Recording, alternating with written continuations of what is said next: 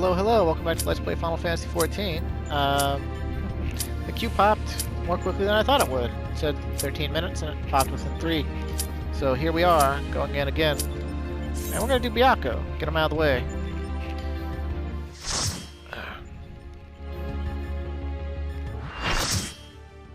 And then I think we'll do the Omega raids. Bamboo trees.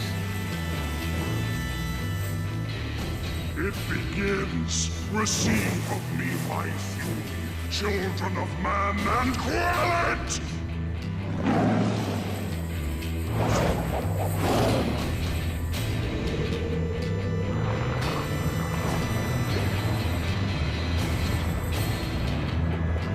So, just so you know, the player base for Final Fantasy XIV has a good cross-section of the Furry populace, and they went bananas for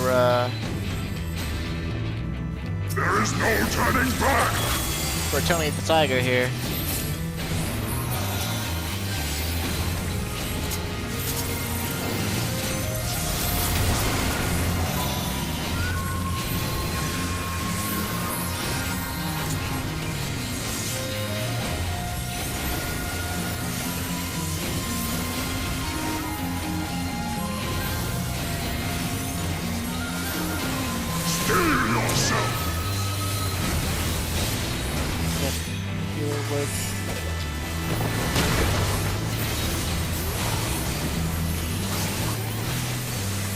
Makes me look like an absolute buffoon.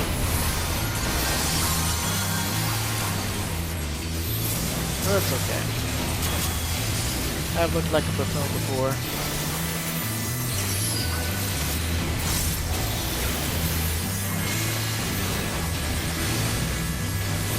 Now when you're double Astrologian, you gotta try to watch out and not overshadow their divination or their cards.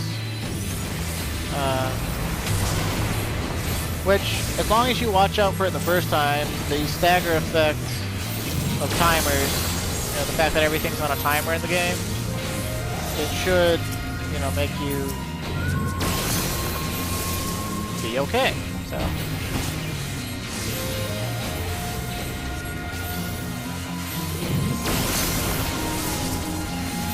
That op-tank just don't give a fuck, which is fine with me. But if this were extreme, he'd need to give a fuck. Well, a little bit more of a fuck. Twofold is my wrath! Twice cast my foes!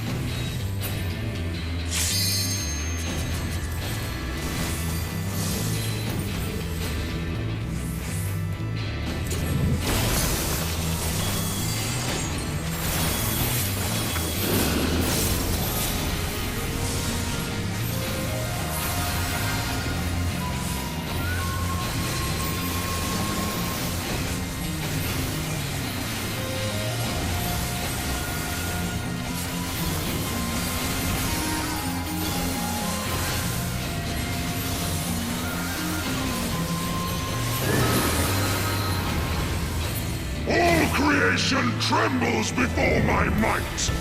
Behold, fury given forth! I love this transition, but when you're farming this, like the extreme mode version of this, it's so boring. Like you're just like, oh, I have to interact with the phase transition. Damn it! My wrath is a ceaseless torrent! But we're skydiving. No parachute.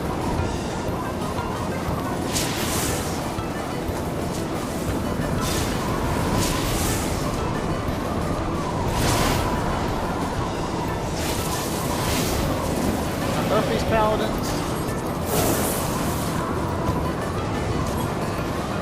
Just the one.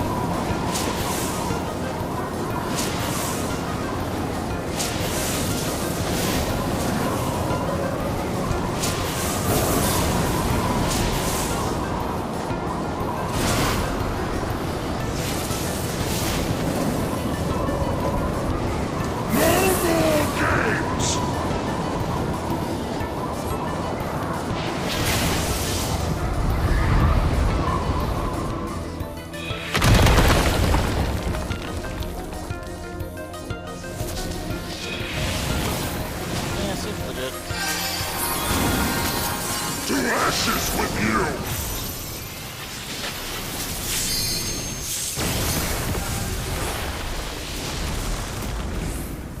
Impressive! Very well, I shall bring all to bear!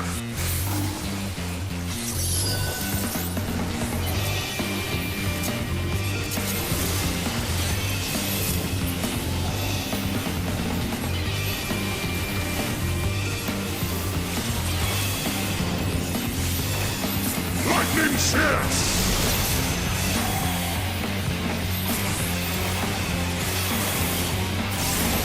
Tempest Surge!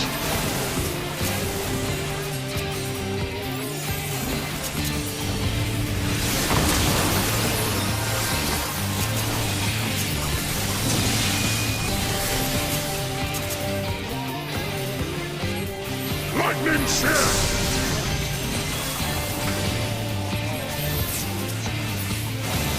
Still yourself!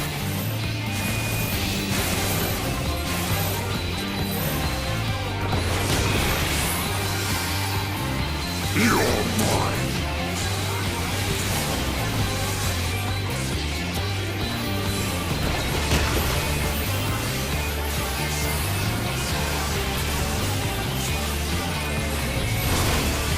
Tempest Surge!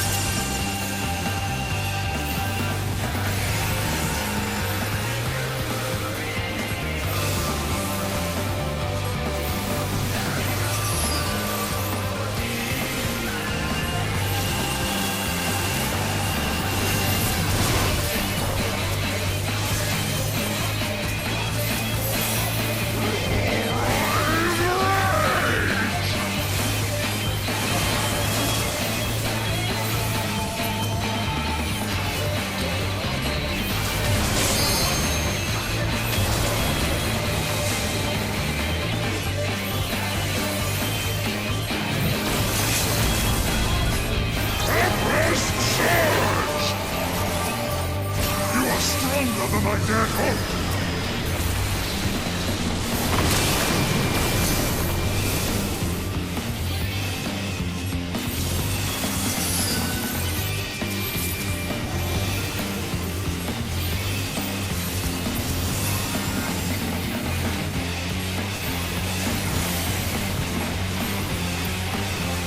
The battle ends at 0.1%. He brought Tony the Tiger to his knees.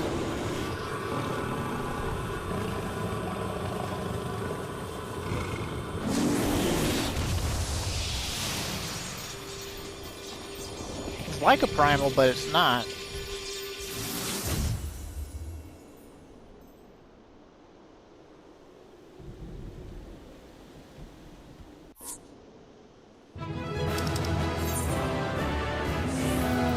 Samurai, I don't know, it doesn't really matter. It should have a little word bubble. Such serenity, such peace. Oh, all that bamboo, man.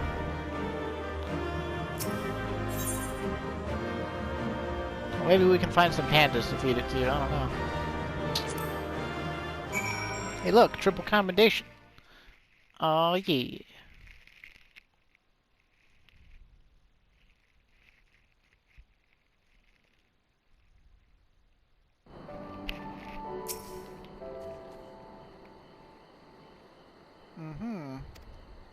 So Tintin was a healer? Oh, I'm kidding, I'm kidding.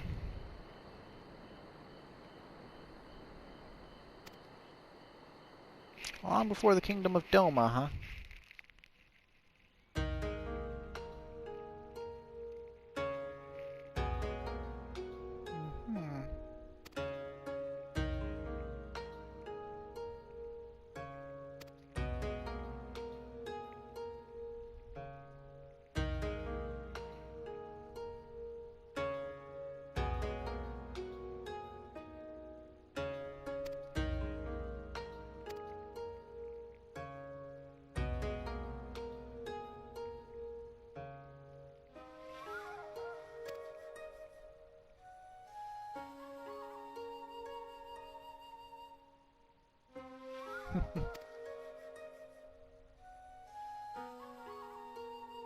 This fool is named Tenzin.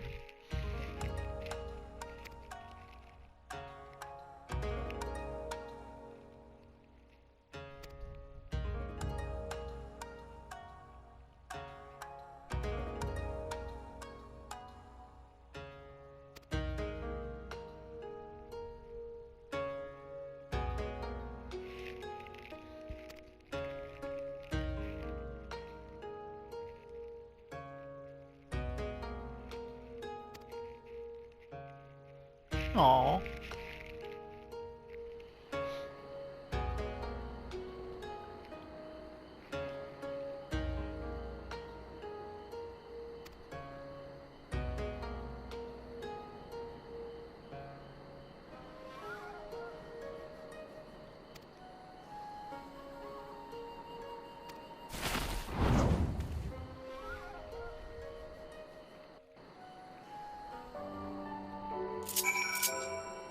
Well, we could do that.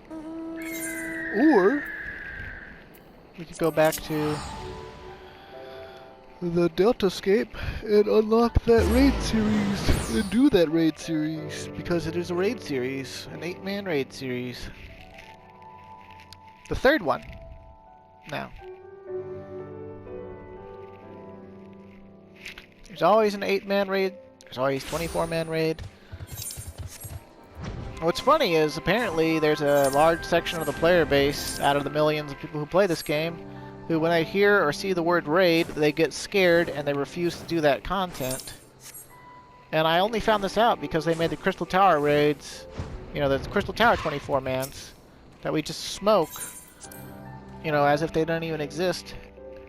They made those mandatory for the main storyline, and the player base threw a fit. Some people are like, I have to raid? I have to raid? Oh, I don't want to deal with that toxic environment. Raiding is toxic. And it was like, you know, like, people on the forums asking, like, is this going to be too hard? Should I just put down the game now and walk away? All because of the word raid.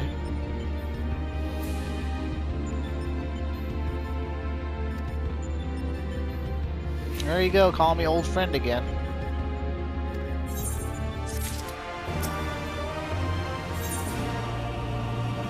Into the Deltascape.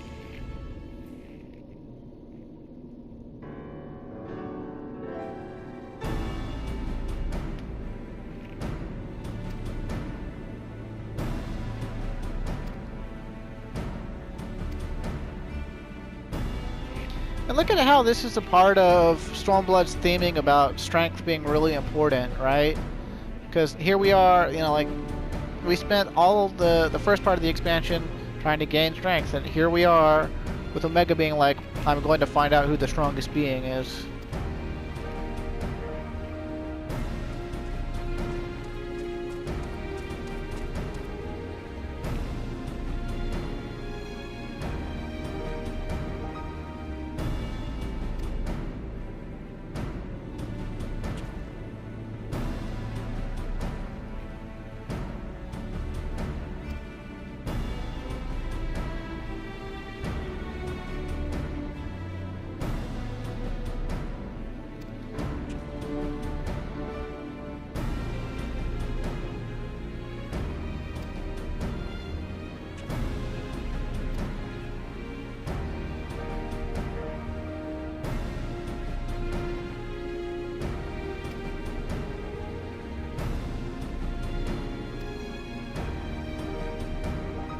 Very well, very well.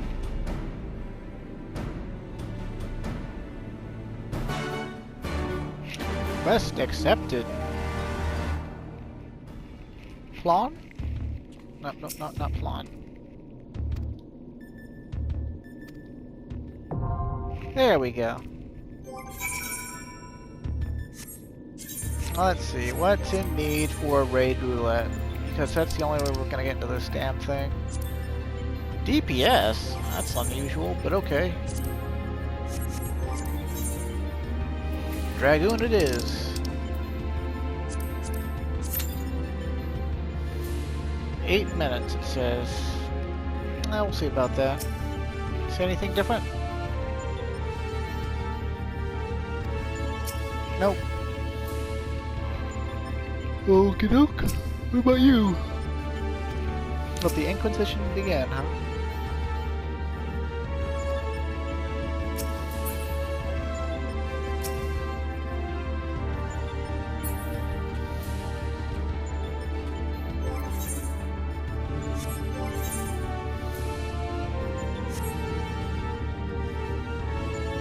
I guess while we wait on that queue timer, we could try,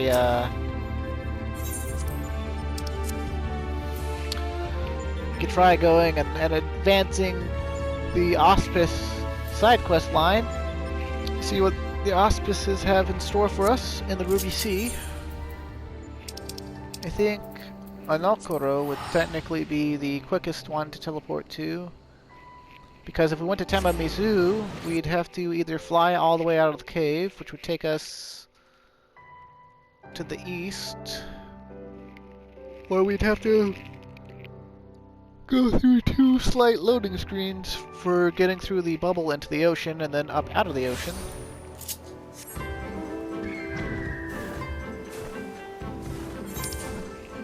I think that's kind of an interesting, like, programming thing for this zone, is that Temamizu itself is directly connected to the rest of the zone through the cave, right? But it's also connected to the underwater through the loading screen for going into the water. I guess all it really is those warp bubbles have the same programming as the surface of the water.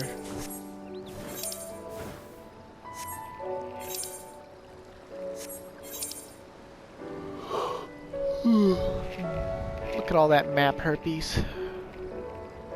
Maybe I'll clear out these side quests someday.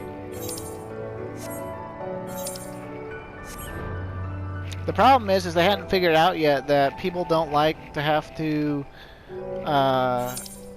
match levels with side quests. So it won't be till the next expansion where we would be able to do the side quests regardless of our level.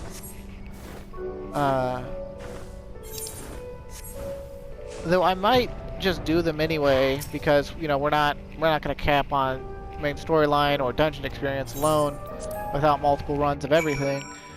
So there's that. But huh.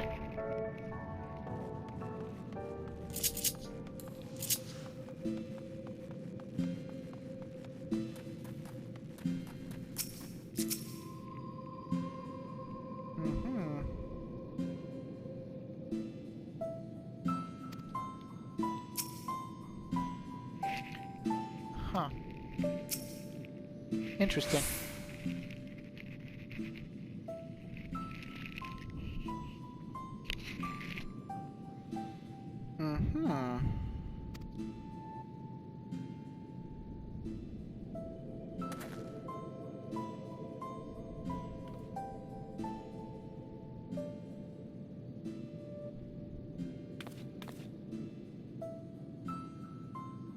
It's Taru getting pissed off about.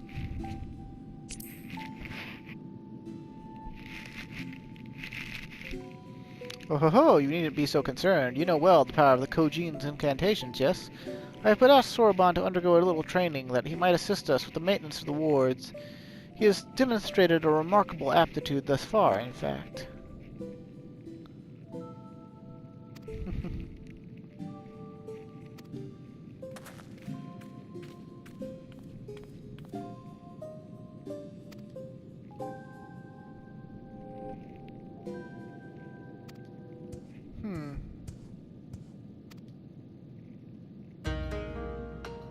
Well, for one, Tenzin was blessed with the selfsame power Clyde possesses.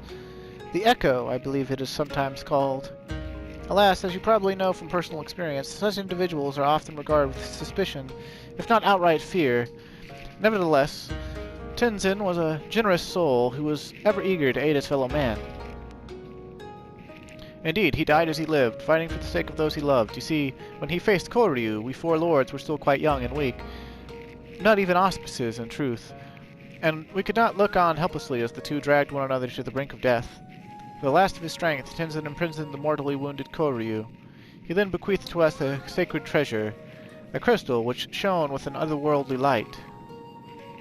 Oft have I wondered if this crystal was the source of the powers we would grow to possess. Would we have become the Four Lords without it? In my heart, I think not. He built this temple to strengthen the wards and safeguard the Ruby Sea in Tenzin's stead. His legacy would be ours, and so it has been to this day. So he gave them a crystal of light. And so it will continue to be, but only if we can rely upon you to quell the Arami Tama for our comrades. Not gonna wait though. Byakko needs his rest, and so do you, Clyde. In that case, I'd probably be best if I went back to Kugane. There's no telling what mischief that man will get up to in my absence.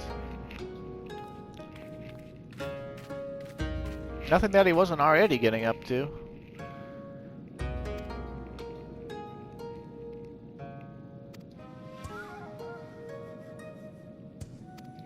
Looks like Soroban's been conscripted by the Four Lords.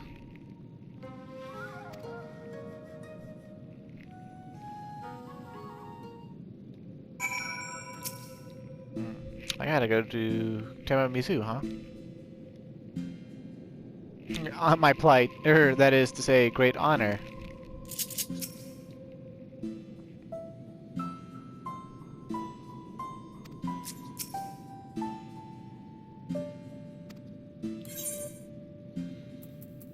Okay, let's... it's the first one, okay. Cool beans. Cool beans, old chum. We're what? 22 minutes into the recording? Or 21? 20 something?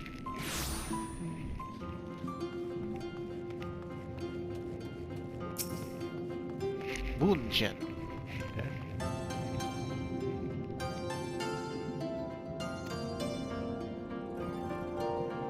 Unusual cat, huh?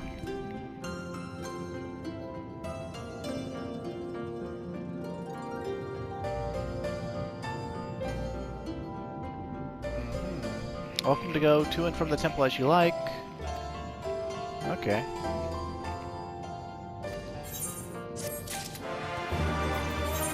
Now we get the orchestrion roll for the music that plays in the Ryzen Shrine. And my dogs are going crazy again. Tortoise time, huh?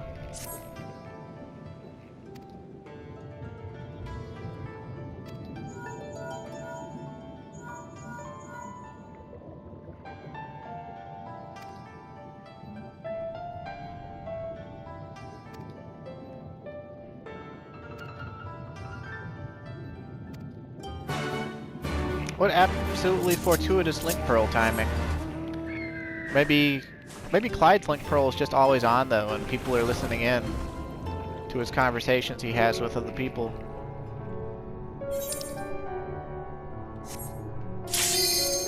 Oh, there's our Deltascape. Okay, that's gonna put us back into the interdimensional rift, isn't it? Ugh, how annoying. But it'll be okay. The most important thing is that we've queued successfully into the first raid of the Omega Raid. Hey, Final Fantasy V music. I can dig it.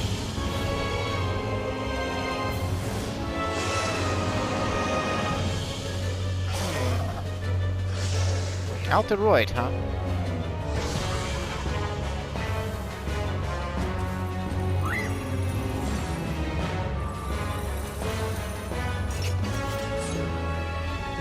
Got a pretty cool looking party, I guess.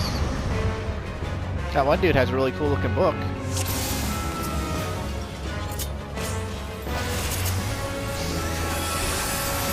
Let's see, so there you?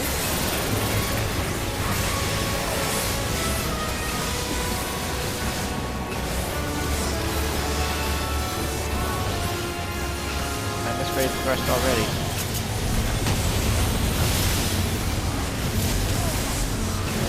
Deliciously high damage.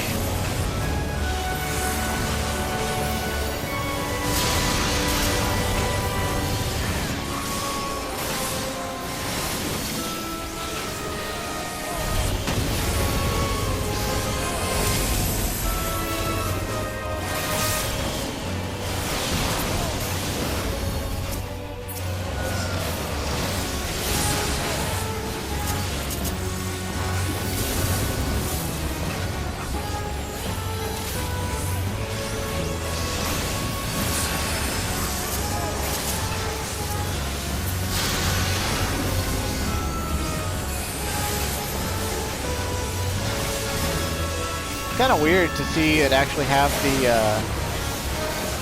the border around the outside. In the Savage mode version of this fight, they took away the border so that you could have the possibility of getting knocked off the edge. And it changes the surrounding scenery a little bit as well. I remember it being a lot more pale for some reason, Savage, like pale yellow or something. But it's been years now, so. Also, it's not really a fun fact, but the Savage mode version of this fight,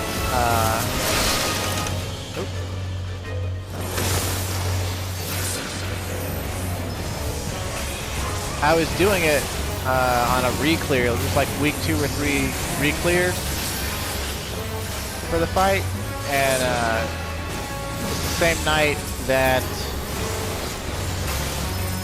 my old dog Randy died. I just got her back from the emergency vet.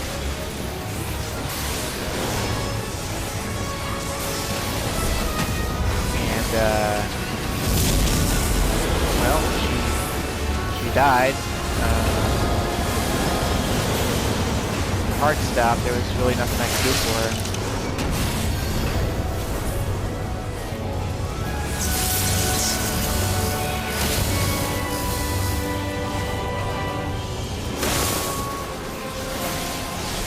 It was congestive heart failure.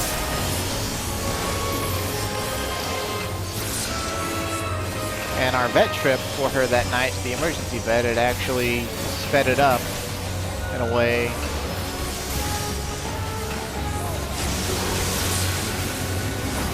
They had sedated her and she was already having trouble breathing. And so basically both her heart rate and her breathing just like stopped.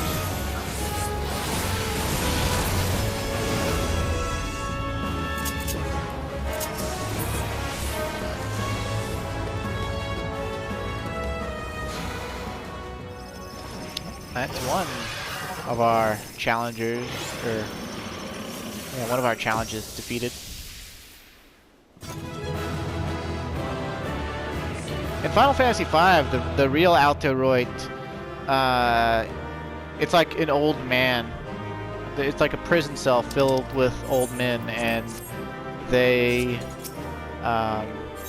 when you fight them, they start as sorcerers, but after you deal a certain amount of damage, they reveal their true form. And it's a giant snake that's called, like, it's actually not called an Altoroid. It's called a Jura Avis, I think.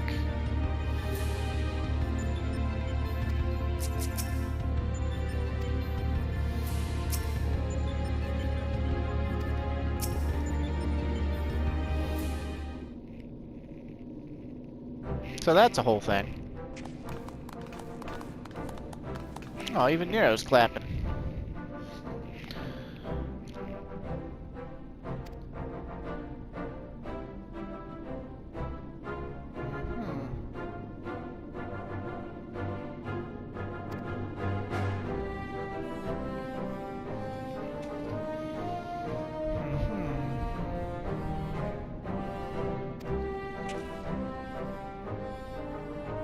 Very well.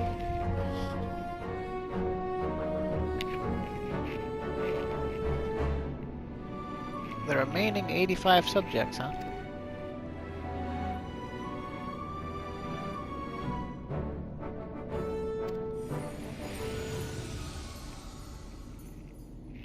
Omega seeketh to improve itself, to evolve. This was ever its primary directive. Through contending with mighty foes, it groweth stronger. Having vanquished the vile simulacrum you call Shinryu, a greater adversary was needed. In the absence of such a being, it had but to create one. So in the name of self-improvement, it wants to make a new playmate? And it chose to undertake the task here to avoid outside interference? Yes? In part, the making of life is not Omega's primary function. It bringeth complex beings to the corporeal realm only at great cost to itself. As such, it employeth this plane to test unfinished works, that it might determine a single entity worthy of creation. If I understand you correctly, the moment Omega's grand experiment is complete, it will give birth to a creature mightier even than Shinryu, and then proceed to fight it? Gods help us if a battle of that scale should come to pass. The powers unleashed would be enough to bring about another calamity. Assuming the dragon has the right of it, all test subjects must needs be works in progress, save for ourselves, of course. But how then do we explain Alpha? As I recall, it manifested corporeal outside the rift. Then again, it is hardly the most complex of creatures. Mayhap it was finished by accident. Don't you make fun of Alpha. He's a good boy, and if it hadn't been for him, we would have all been erased. He might not be strong, but he's brave, and reliable, and adorable.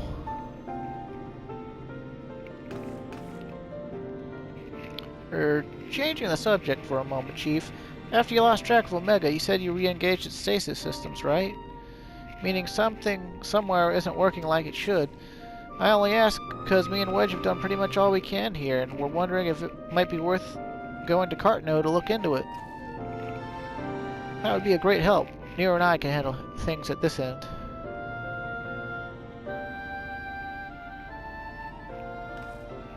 We'll be off then. Don't do anything I wouldn't do, eh? Well, I am doing something you wouldn't do. I'm fighting. And killing the creatures.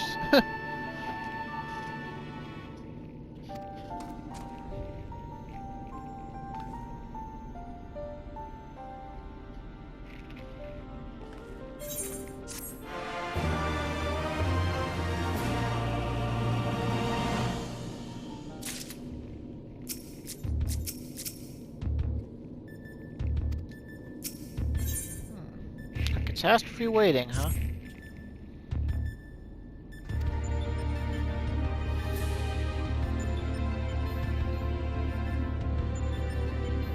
The mightiest being in creation.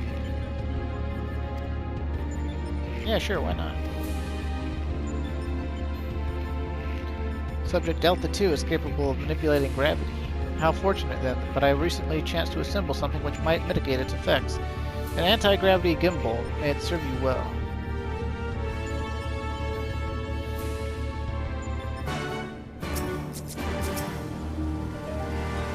I expect a good show. Do not disappoint me now. The data does indeed suggest some capacity for gravitational manipulation. Even so, I would be wary of setting much store by Nero's toys. Quick, where?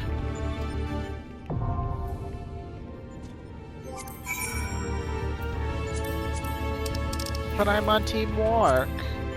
Man, Adventure in Need is still DPS. It's interesting. But okay. No biggie. Now, we were gonna go back to Rise Temple, though. That's what we were gonna do. Assuming we don't insta-queue upon zoning back into Ruby Sea.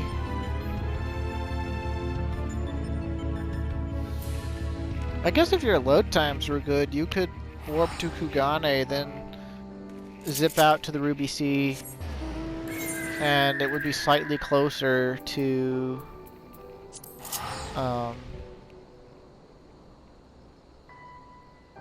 Rising Temple entrance. Alas, I'm on PS4 and my loading times are jack shit. Maybe not jack shit, maybe just bullshit.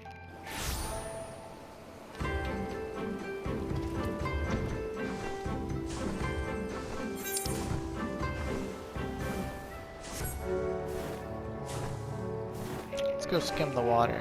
Oh, not too deep.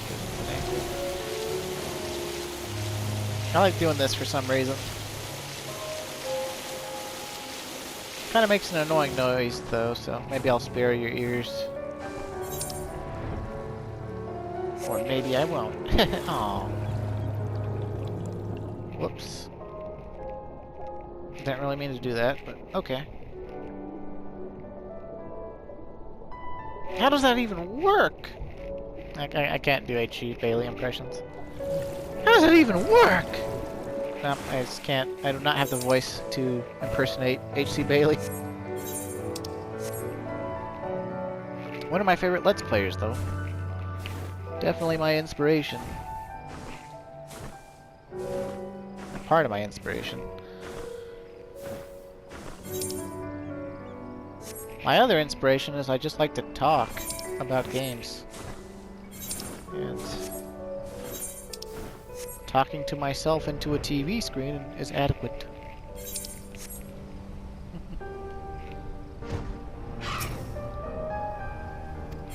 Whenever my girlfriend's around and I'm recording, like, I just feel awkward.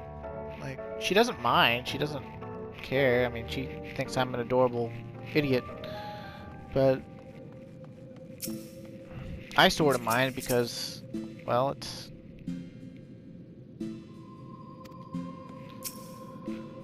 I don't know, I just don't feel like I can make all the same jokes, and... It's not like I have to watch what I say, but it's just... Part of my brain is always focused on, like... You know, is she... You know, expecting smooches?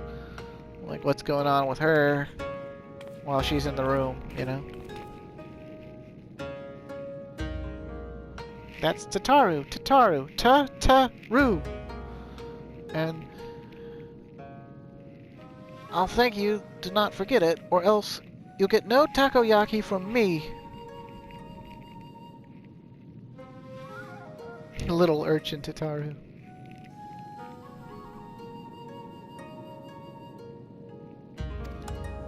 Clearly, Gimbal is racist against Lalafels. And as such, is a kindred spirit.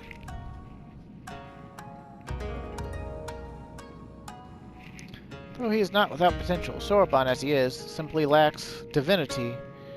Should we carry on as we are, he may not be ready when we have need of his strength. As with Byakko before, there will become a time when we must confront Seiryu and Suzaku and quell the raging Aramitama within them. Accordingly, we must use every means at our disposal, no matter how dangerous, to ensure we are prepared. No matter how dangerous? What exactly did you have in mind? Oh, there is no need for filter trembling or withdrawing into one shell. All I would have you do is open a box. Oh, is that all? Well, I've opened my fair share of boxes. But know that it is no ordinary box you must open. It is a Tamate Byakko of geomancy, a sacred vessel which harbors the very power of time itself. And yet you say there's no need for words are hard. For fearful trembling. The box sounds terribly dangerous. To what end would you have me open it? That you may bathe in its temporal magics and age 1,000 years in an instant. That you may undergo the change to become an auspice, albeit until the magics dissipate. You would have me become an auspice like the Four Lords?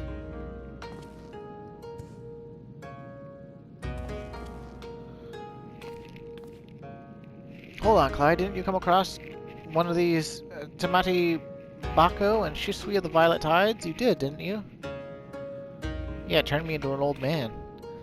I'm aware of similar relics in the possession of the Rain. However, their magics alter only the appearance of those exposed.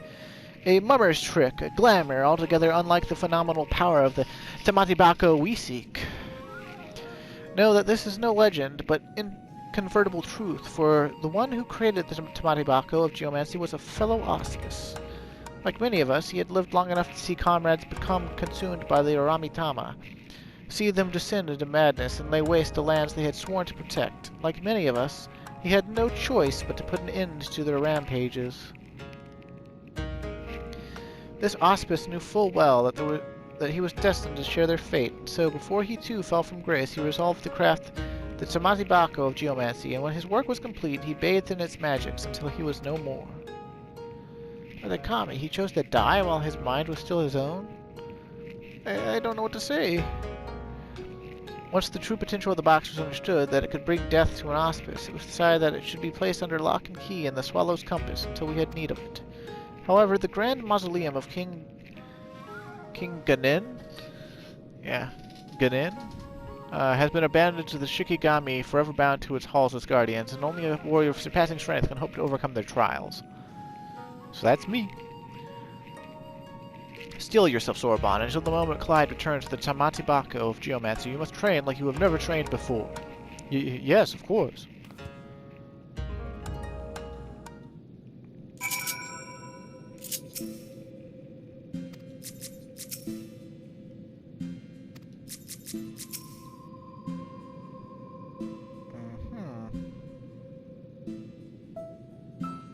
Kamai Itachi has gone ahead and opened the way, huh? Very well, very well. We shall go to the Swallow's Compass. The Swallow's Compass.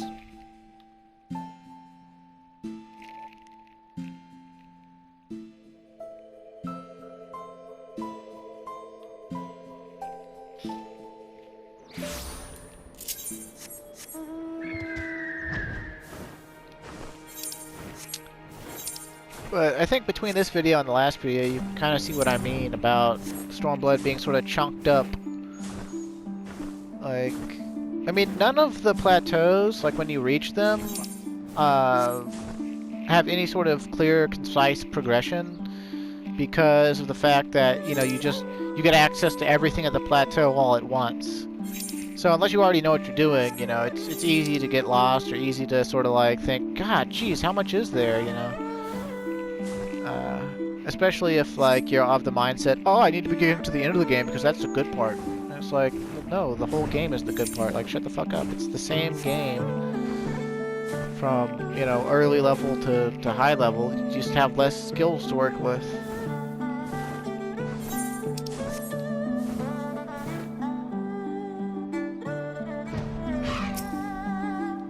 Kamai Itachi.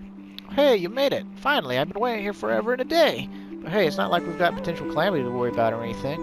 Anyway, I've already taken care of the ward, seeing the tomb's entrance, so you're free to go in and get the box, but whatever you do, don't open it. Oh, and one more thing, I'll wager that they told you about the Shikigami, but forget to mention that the box itself is guarded by one of us, a tough bugger and a half. But you're a pretty tough bugger yourself, eh? You gave Byakko what for, after all. Just don't say I didn't warn you. I like this weasel.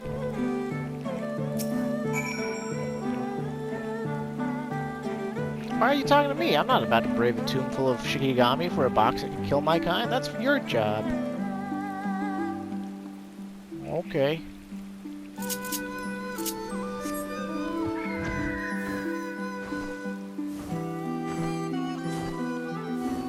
Let's see, what else could we do while we're waiting for this queue to Deltascape?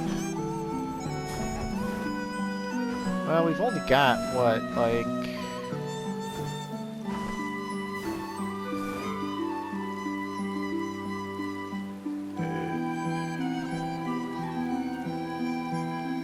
Jeez, I forgot when we started recording.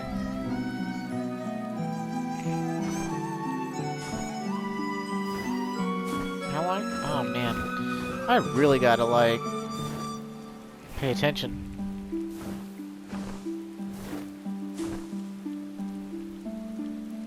It's not just enough to set a timer, right? I gotta like remember when I started because I gotta know, you know, how much content I can try to show off within the hour.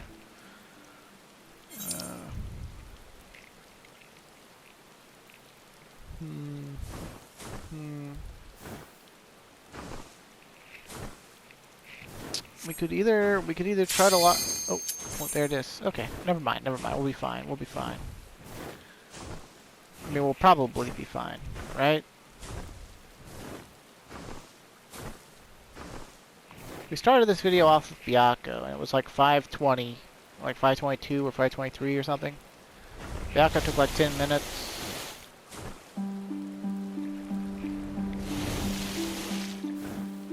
So I think we've got about 15, 16 minutes left. So I should be able to stop after this fight, depending on how long this fight takes. It should be over in roughly, 10 minutes, assuming this last DPS hits the button to queue in, so we can actually do it. I hate people.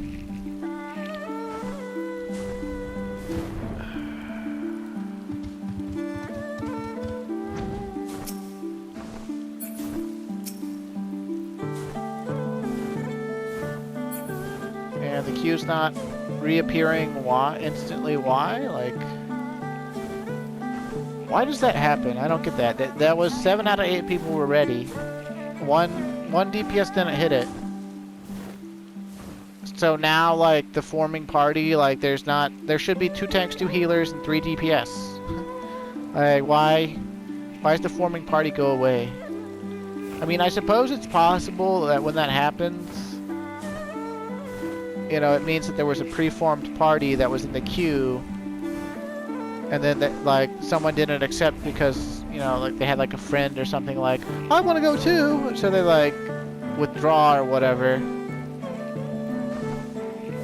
But, I mean, that was a timeout withdrawal, right? Like, that was like a full 45 seconds.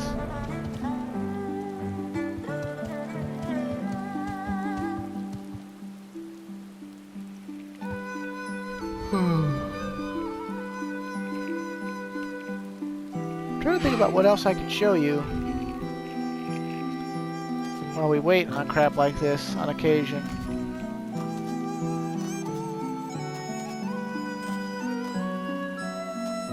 This queue doesn't happen, like, for another, like, I guess I can give it, like, 3 or 4, I guess, no, maybe, like, 5 more minutes to queue again, but, like, it's really annoying.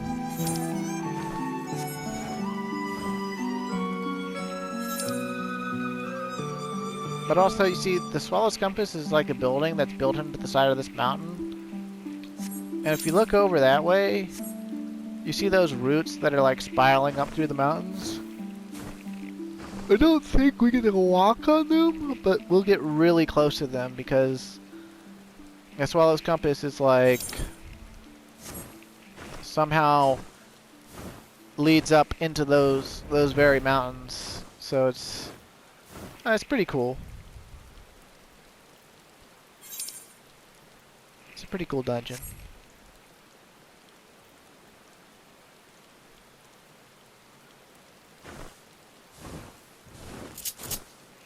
Guess we could. Okay, come on this time. Like, get in there, get in there, get in there, you stupid people. Come on, confirm, press the confirm button. Come on, come on.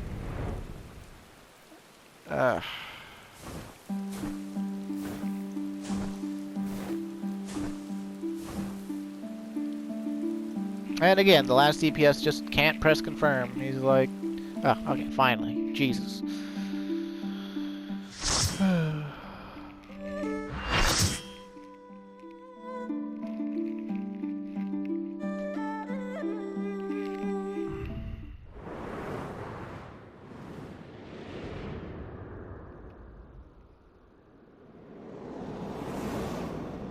Woo. Hey, the prison cells I was telling you about before. Except they're not really arranged in the right way. Catastrophe, huh? Like a giant eyeball. Well, this is also a Final Fantasy V reference. It's a unique boss that you have to kill in order to proceed. You don't actually have to kill the Altaroids in Final Fantasy V. But Catastrophe you do have to kill as far as I remember.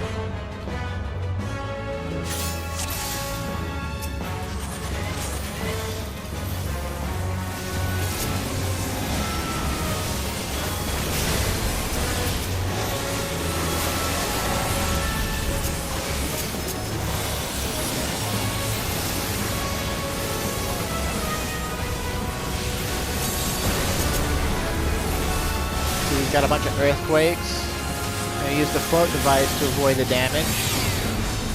But you have to pay attention. You can't just keep using the anti-gravital gimbal over and over again, because this is like the first fight they made that really deals with up and down.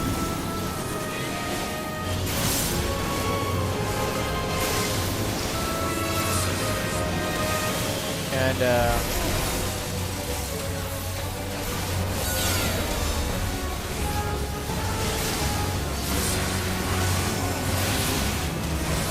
sometimes he'll do stuff that is up in the sky because it's like he's reacting to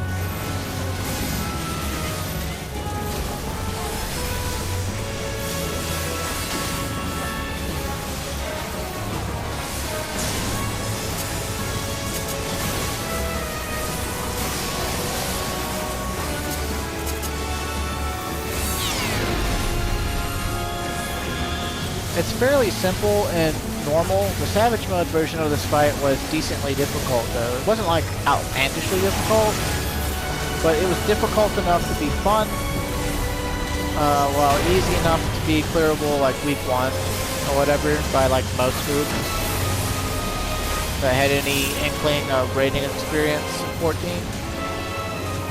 Okay, so we want to go to the one that lost its eyeball first.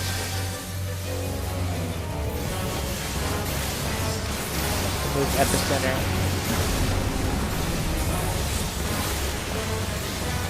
In normal mode, it's odd because like only one of the things like loses or actually like does an upheaval of Earth. And Savage,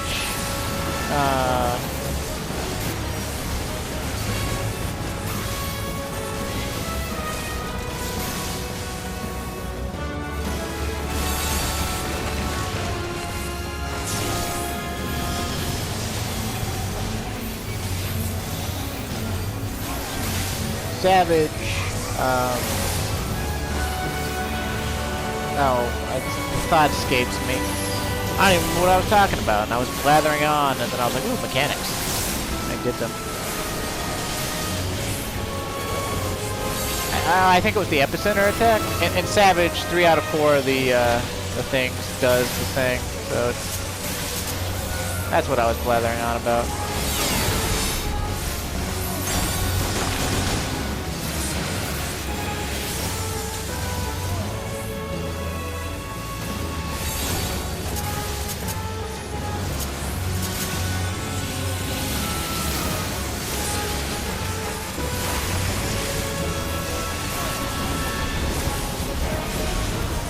Fleshy member.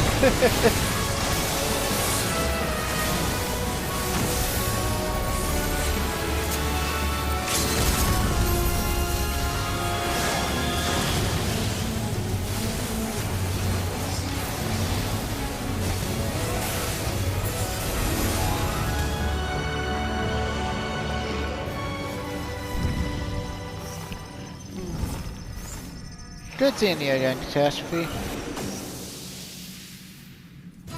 I don't know what's freakier, your 3D rendition or your sprite rendition. The original Final Fantasy V. Although I think Final Fantasy V is another one of those Final Fantasies that was really good, but for some reason it only got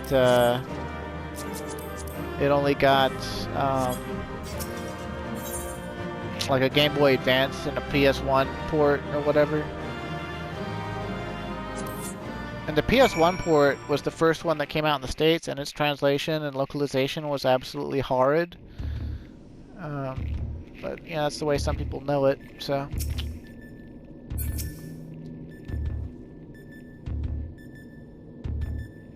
Nearest toy didn't let you down. Puns.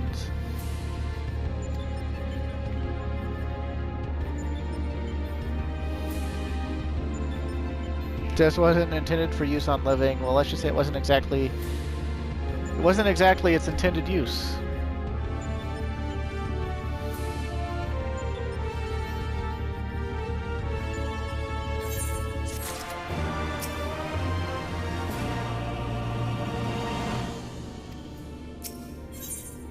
The Croak Queen, huh?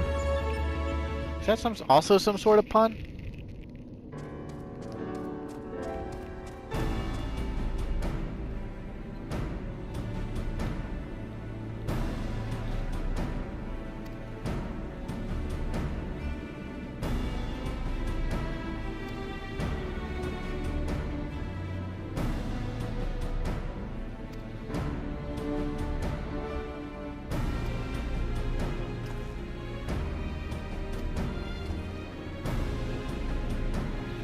You mean you don't?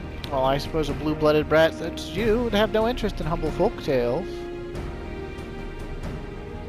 Oh, Sid getting roasted. It appears a lesson is in order. Halicarnassus is a character from an ancient fable. In the tale, she is one of the chief antagonists, and as such, things are wont to unfold. She meets her end at the hands of the heroes, incurably valiant youths, not unlike our adventurer friend here. Hey, Clyde is 30, okay? That's kinda old. Literary historians have speculated that the tale could be loosely based on events which took place in the Fourth Astral Era, but little remains of that age, and there is no way to verify the claim. Indeed, most now assume the story to be a work of pure fiction. You mean to tell me that Omega is populating its grand experiment with fictional characters? It would seem your understanding is yet lacking. Scant grasp have I of that which men know and know not. Mark me, then. Omega hath no soul, no mind's eye on which to envision a rival. To bring forth new life, it must needs draw upon that which has already been, its every creation being another's conception. This limitation is concealed by the breadth of its experience. It possesses the means to retain the knowledge of entire eras, and not only of this reflection, yet it perceiveth not this knowledge as we do. Fact, fiction, the distinction holdeth no meaning for Omega. All is equal in its eyes. If a thing is logical, it can be created. That such a wondrous weapon should exist. It surpasses my wildest imaginings, and they were wild indeed. But I gather not everyone shares my excitement. What's the matter, Garland? Lost your nerve? Quiet, Nero. We adults are thinking. But mayhap now is not the time. Clyde said he was ready to continue, and so am I. Let's deal with Halicarnassus. Hey, I killed a Halicarnassus once in Hockey Manor hard mode. She was the final boss. Big titty, red sword swinging succubi. Or succubus, whatever.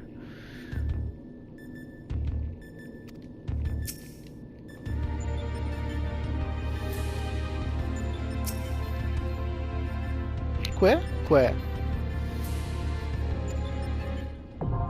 Deltascape? Maybe version 3.0 or whatever is successful. But we're almost out of time, so I'm going to cut the video here. So thanks for watching. And I stay safe, and I hope you have a good day.